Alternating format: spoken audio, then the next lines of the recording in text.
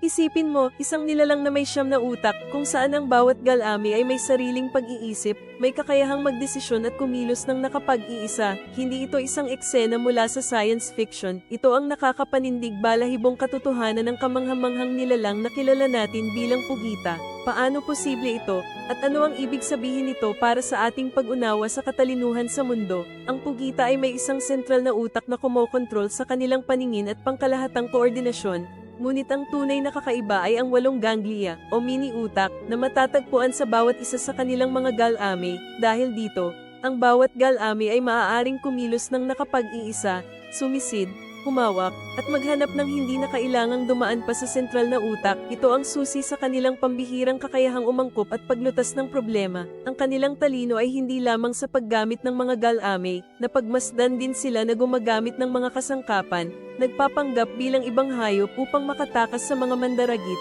at kahit na nagpapakita ng personalidad at pag-aaral mula sa karanasan, ang pag-aaral sa mga pugita ay nagpapabago sa ating pagtingin sa kung ano ang ibig sabihin ng maging matalino at nagpapakita na ang karagatan ay mayroong napakaraming hiwaga na dapat pa nating tuklasin.